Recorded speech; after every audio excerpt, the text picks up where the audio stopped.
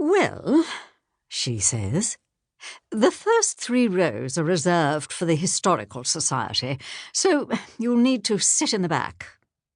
"Absolutely fine, darling. Thank you for your help. It's been a pleasure as always." She hates it when I'm overly polite. It gives her nowhere to go. She nods then and averts her gaze, making a show of looking at a pile of papers on the desk in front of her. I take my cue and continue making my way into the library, but I can't resist a parting shot. "I'll let you know my thoughts about the author over morning tea, don't worry."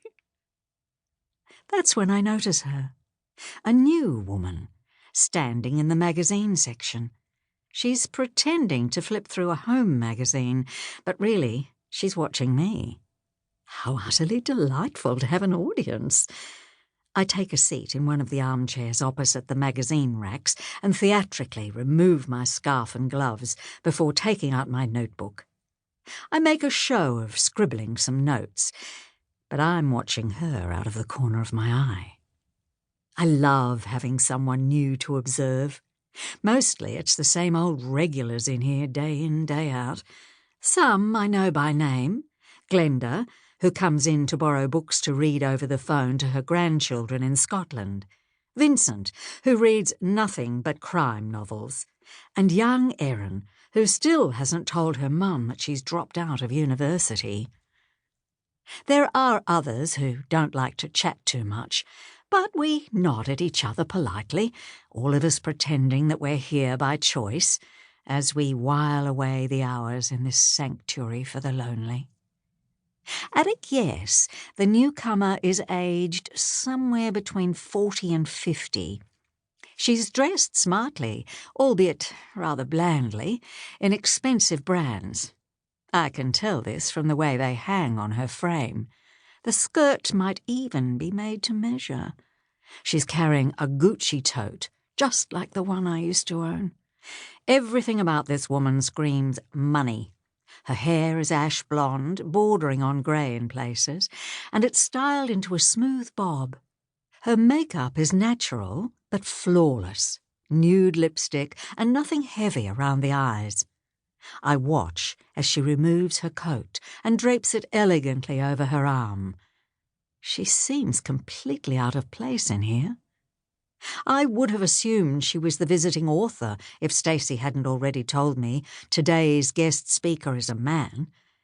So I wonder what she's doing here.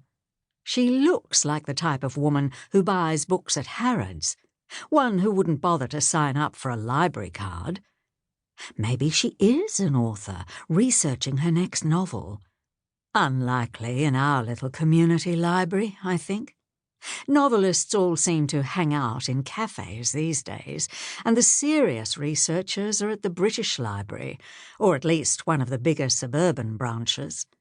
Still, it's not impossible. Perhaps this woman's just getting started in her career.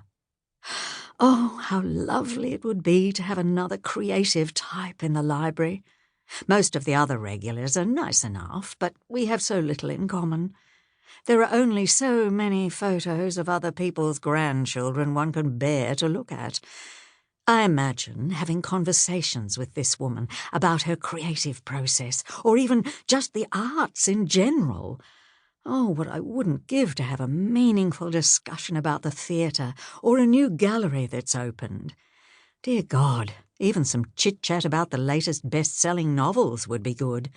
It would help me to know which books I should be harassing Stacey to order for the large print collection.